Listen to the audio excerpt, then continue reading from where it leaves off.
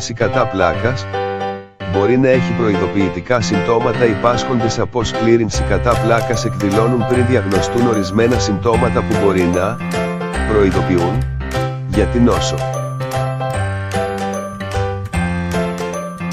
Η σκλήρυνση κατά πλάκας μπορεί να έχει ορισμένα προειδοποιητικά συμπτώματα που αναπτύσσονται χρόνια πριν από την εκδήλωσή της.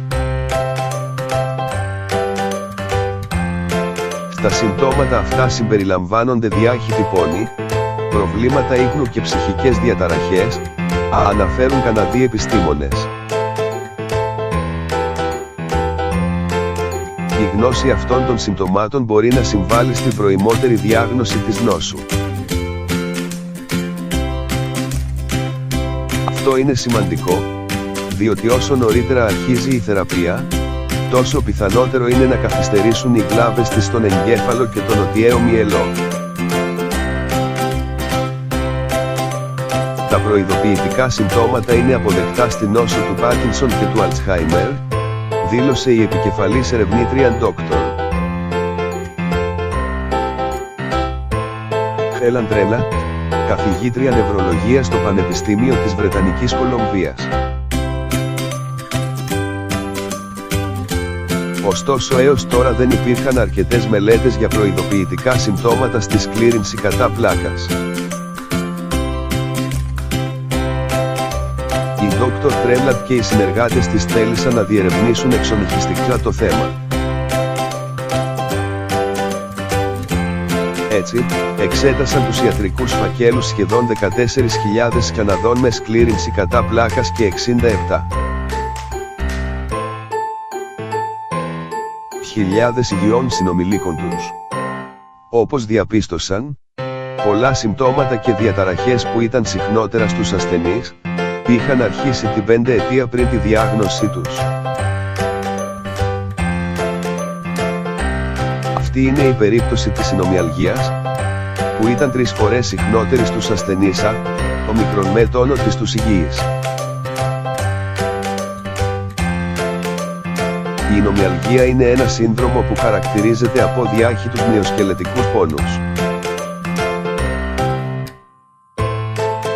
Το σύνδρομο του ευερέθιστου εντέρου ήταν 2 φορές συχνότερο στους ασθενείς και επίσης είχε εκδηλωθεί την 5 ετία πριν τη διάγνωση. Πριν τη διάγνωση παρατηρήθηκαν επίσης πολύ υψηλότερα ποσοστά ημικρανιών και προβλημάτων ψυχικής υγείας. Μεταξύ αυτών συμπεριλαμβάνονταν η κατάθλιψη, οι αγχώδεις διαταραχές και η διπολική διαταραχή.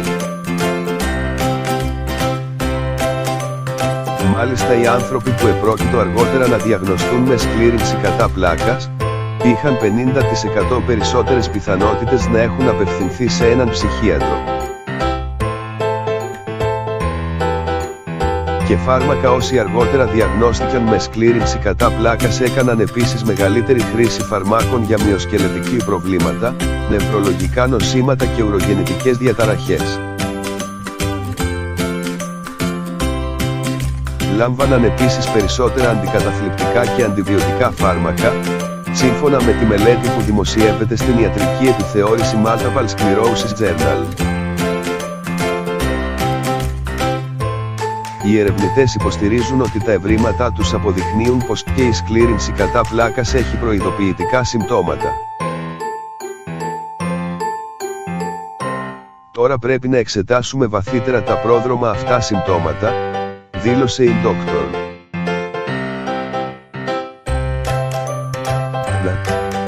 Είναι αναγκαίο να εξακριβώσουμε εάν παρουσιάζουν διαφοροποίηση αναλόγως με το φύλο, την ηλικία ή τον τύπο της νόσου.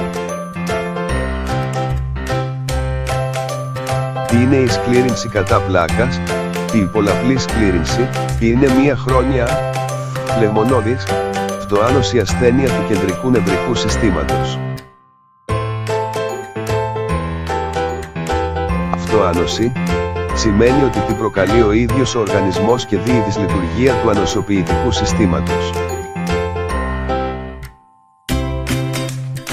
Η νόσος αποτελεί μία από τις συνηθέστερες αιτίες νευρολογικών βλαβών στους νεαρούς ενήλικες. Οι περισσότεροι ασθενείς την εκδηλώνουν σε ηλικία 20-40 ετών. Συνήθως αρχίζει με εναλλαγές εξάρσεων και υφέσεων. Έπειτα από αρκετά χρόνια, συνήθως 15 έως 20, μπαίνει σε φάση σταθερής, προοδευτικής επιδείνωσης. Υπάρχει ωστόσο και πρωτοπαθής εξελισσόμενη μορφή, κατά την οποία ο ασθενής παρουσιάζει ολοένα εντονότερα νευρολογικά προβλήματα.